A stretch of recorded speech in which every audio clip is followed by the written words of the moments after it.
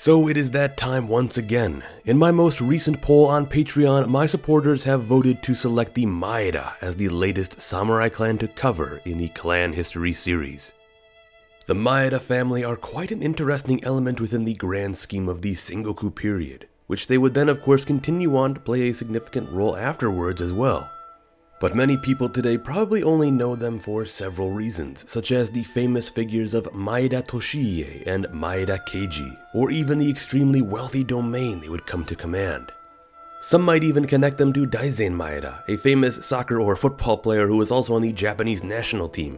However, I sadly can't find anything that says he's actually connected to the Maeda family of old. Either way, no matter how you think of the Maeda family, today we are going to dive into it all, as we look to cover the story of the Maeda from their rise under the banner of the Oda, to later their important role during the build-up to the Sekigahara conflict, and so on.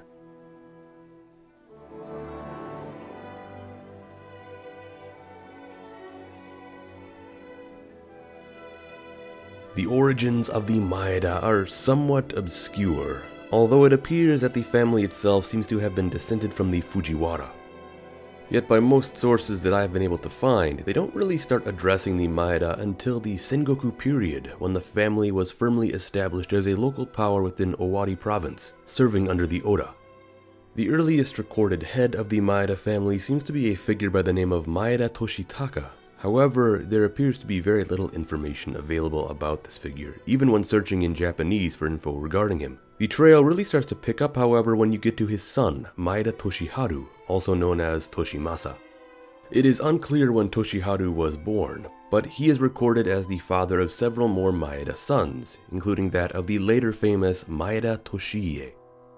There would come to be several kamon, or family crests, that the Maeda would use throughout their history. The more famous kamon they would eventually come to use would be that of the Kaga Umebachi, which, if we are just going off of the name, I would imagine they adopted this one after they were granted land in Kaga. The design of this kamon, as the name suggests, is also meant to represent a plum blossom.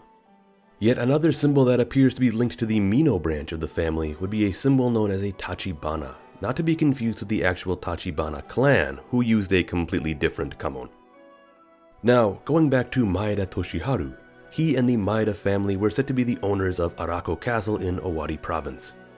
As we know, Owari was set for a bit of an internal power struggle after the death of Oda Nobuhide in 1551.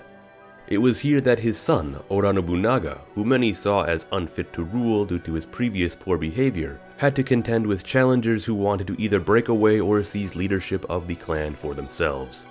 Coincidentally, in that same year, a young Maeda Toshiie, who would have only been around perhaps 12 years old at the time, began to serve Oda Nobunaga as a page. There are even stories and rumors that would later emerge saying that Toshiie and Nobunaga would become intimate during the years while Toshiie was a page, as often occurred between lords and pages during this time. In fact, Nobunaga has become quite famous for taking his pages as lovers, as we can also see from the other stories of him and his later page Mori Renmaru. But it was also during this time here that Toshiie would come to distinguish himself as a prominent warrior during the power struggle for Owari. The Arako Maeda under Toshiharu had sided with Nobunaga, and there would come to be many stories of the young Toshiie who continued to impress his lord by fighting valiantly and earning several nicknames for himself for his vigorous nature. One famous tale from 1556 even describes how Toshiie had been wounded from an arrow shot by a page of an enemy lord, only to have Toshiie then chase down the archer and personally slay him. Yet although the power struggle for Owari was finishing up by 1559, Toshiie would get himself into some trouble, where after a heated argument had erupted, he killed another high-ranking Oda figure, someone who was apparently a Toboshu, an official in charge of entertainment of all things. Toshiie would be punished by being kicked out of Nobunaga's service, to which he then went on to live in Owari as a ronin for a brief period. Yet by 1560, the large and powerful Imagawa were on the march, pushing westward to what many believe to be a bid to seize the capital, with Owari in their way and the Oda to be overrun. It was here Toshiie would be permitted by Nobunaga to join up once again with the Oda forces to help combat the invaders. Toshiie is then recorded to have also taken part in Nobunaga's later surprising triumph at Okehazama, which resulted in a complete defeat for the Imagawa that they would never recover from. It is said that Toshiie would display 3 heads of slain Imagawa samurai to Nobunaga, impressing him further, but he was still not yet allowed to rejoin the Oda officially.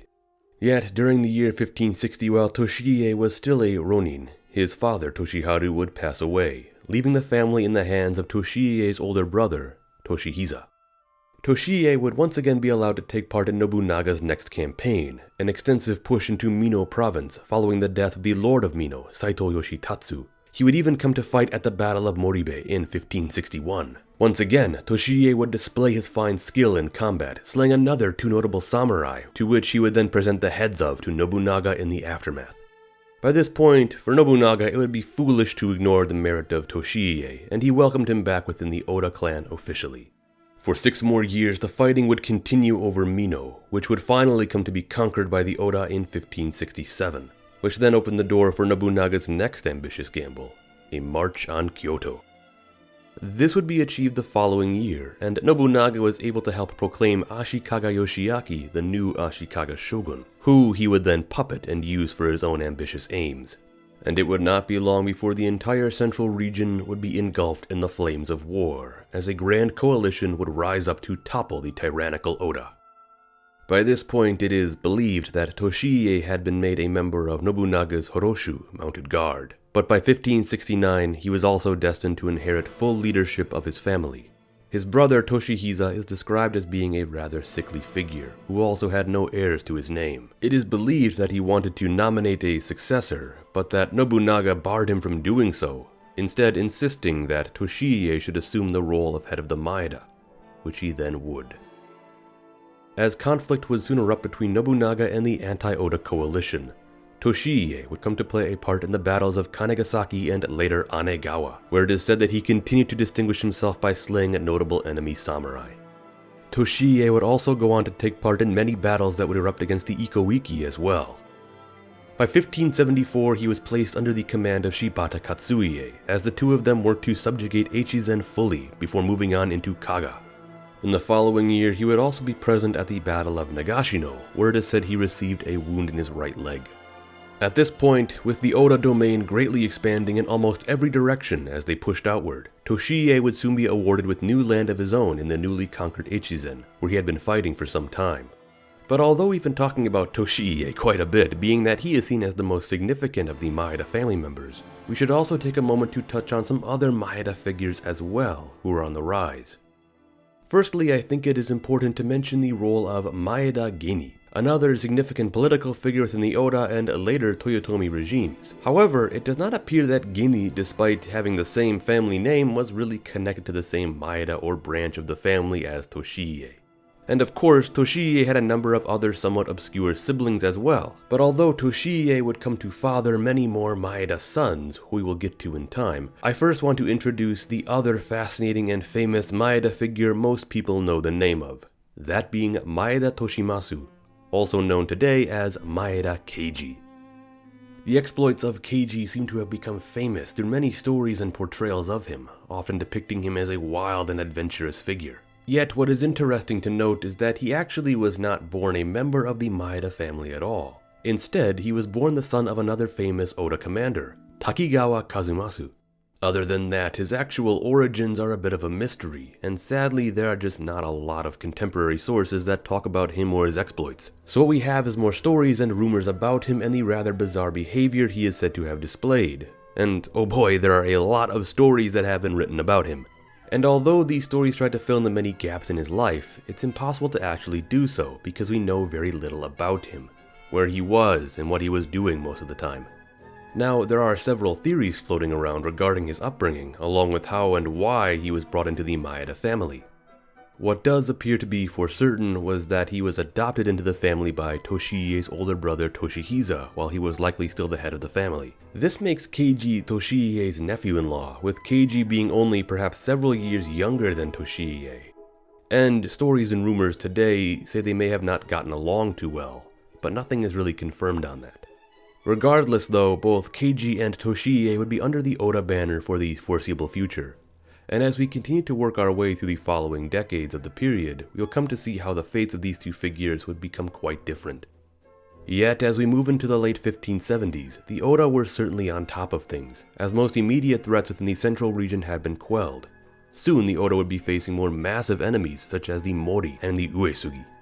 At this time, Toshiie was still serving alongside Shibata Katsuie as they pushed through Echizen and would begin working to subjugate Kaga, which was yet another hotbed for the Iko-Iki. However, from the east soon came the Uesugi, who had driven through Echu and would soon enough be bordering the Oda.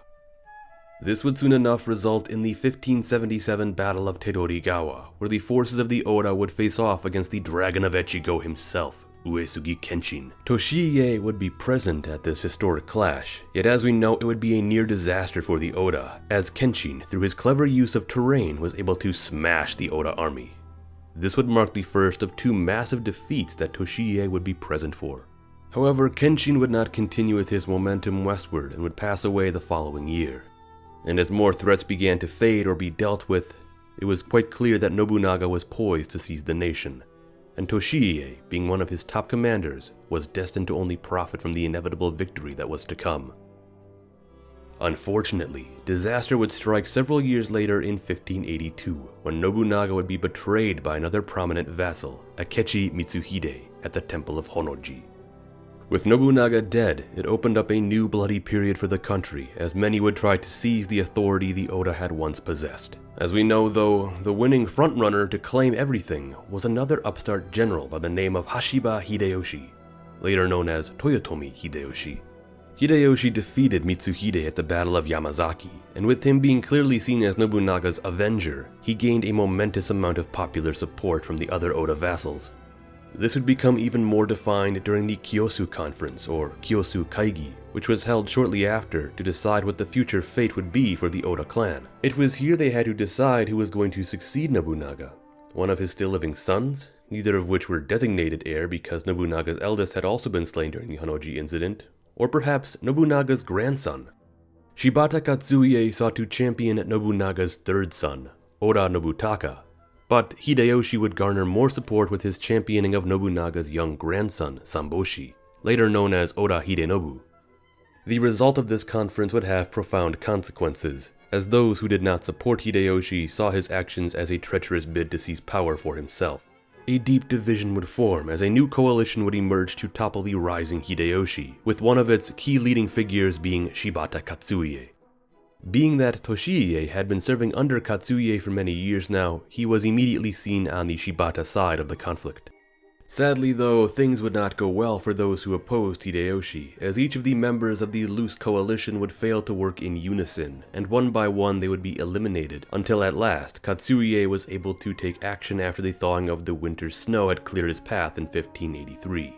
This would result in the Great Battle of Shizugatake, and although Katsuie still posed a significant threat, the rapid maneuvers of Hideyoshi were able to reinforce his position and drive Katsuie back north. Toshiie would be forced to flee as well, and would soon be persuaded to surrender to Hideyoshi.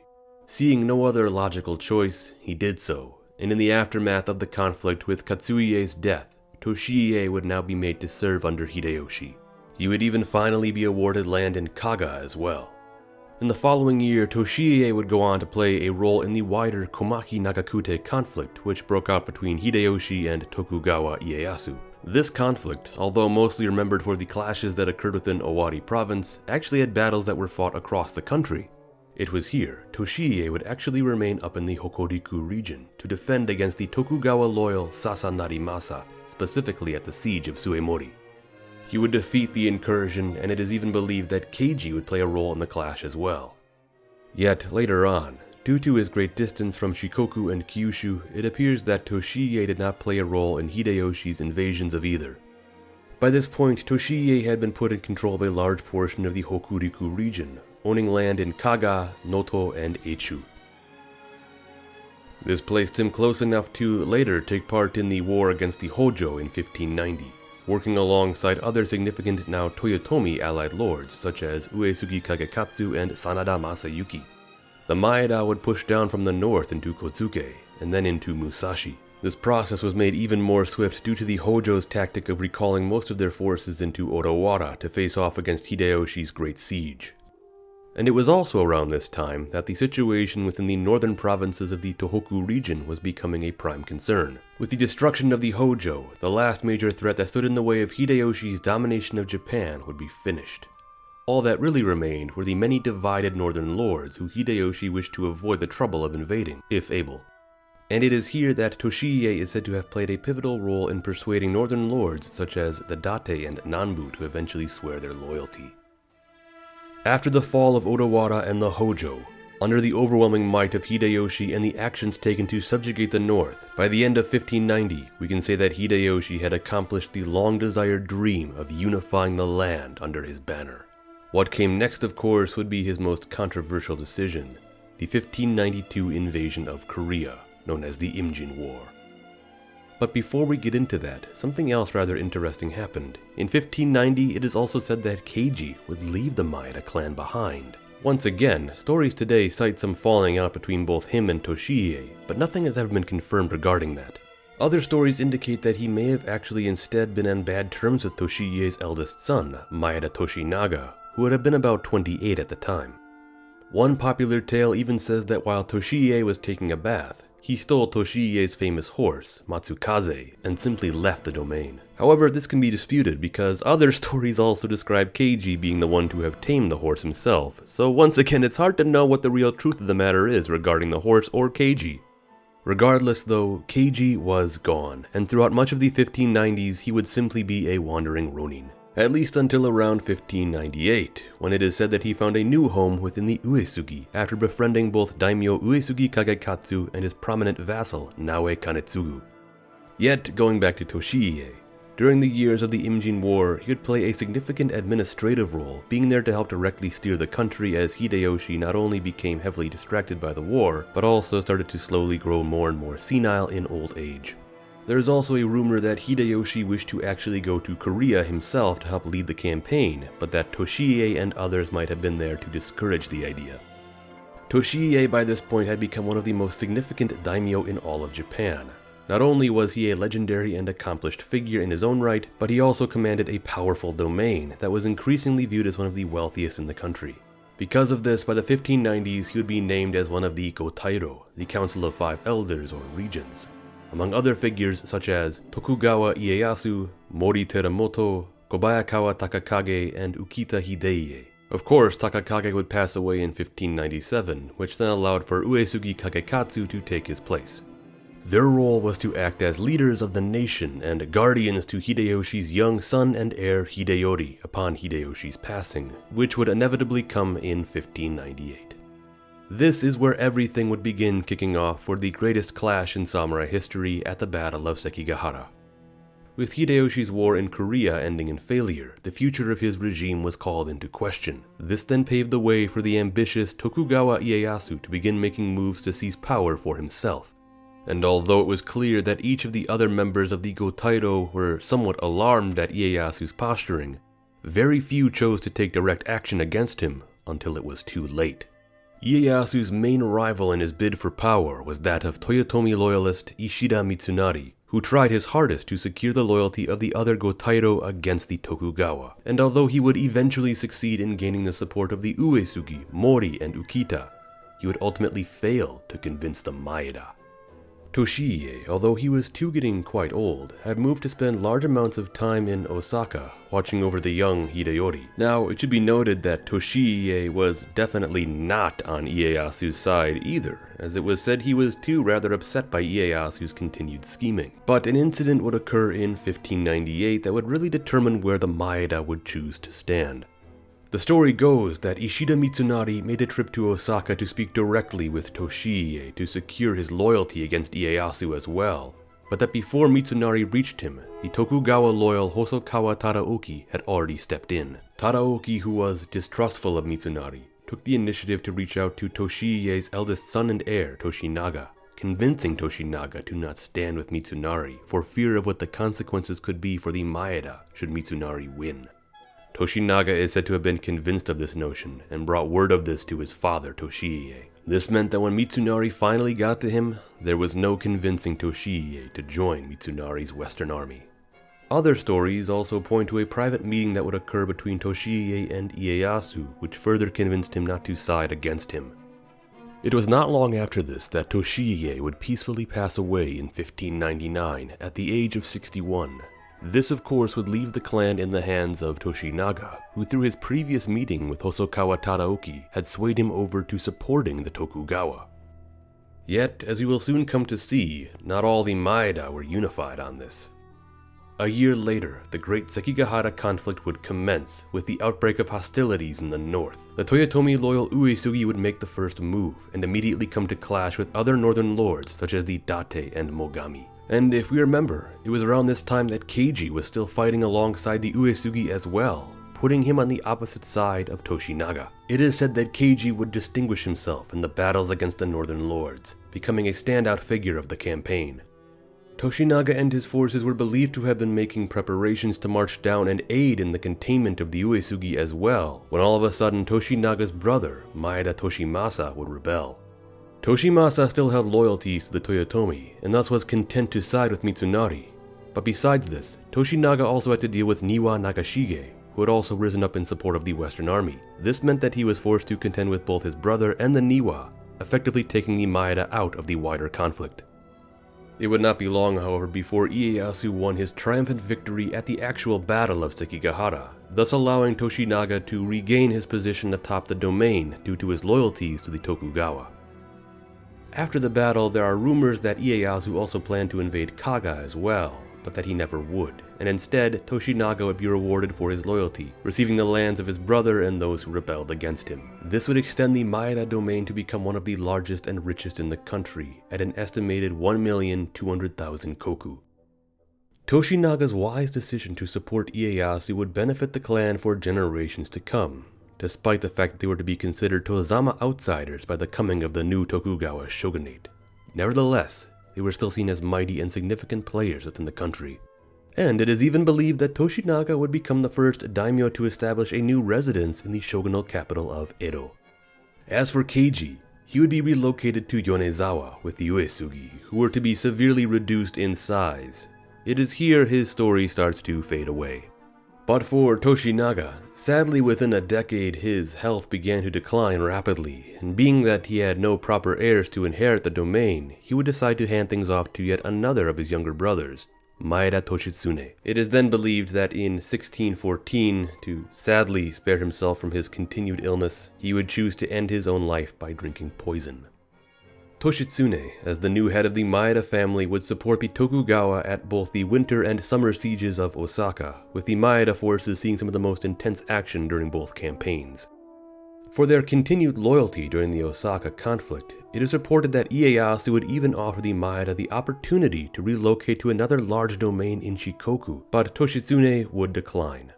Toshitsune would go on to be the stable figure the clan needed as he guided the family through the early years of the Edo period. He would establish 2 cadet branches of the family in Toyama and Daishoji, while other members of the family would go on to establish branches of the family in Mino and Kotsuke.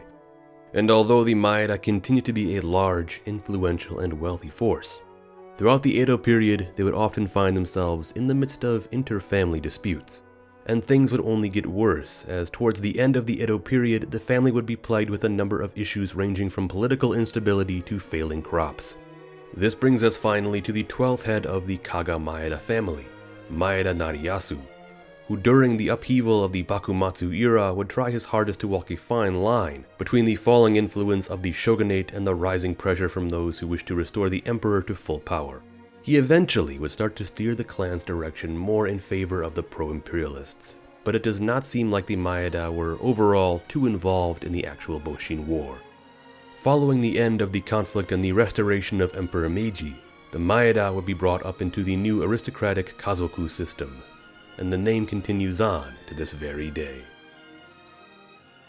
As we can see, the story of the Maeda is one mostly born out of the great deeds and influence of Maeda Toshiie, whose actions and efforts would lay the groundwork for the family's continued prominence. Of course, 2 of his sons, both Toshinaga and Toshitsune, should also be credited with helping ensure that the family remained in a strong place well into the Edo period, Through Toshinaga's support of Ieyasu during the Sekigahara conflict and Toshitsune's reorganization of the clan, involvement in the Osaka conflict, and later ensuring that the family remained in Kaga. And despite the woes the family would come to face throughout the Edo period, they still remained a prominent force. Because of their decisive action, they ensured the Maeda remains today one of the greatest samurai clans that ever existed. If you want to help decide what samurai clan we cover next, please consider supporting the channel on Patreon, where you can not only suggest clans, but also vote to decide which ones I make videos on. And with that said, thank you for watching, and don't forget to like, subscribe, and ring that notification bell if you enjoyed this video and found it to be most informative.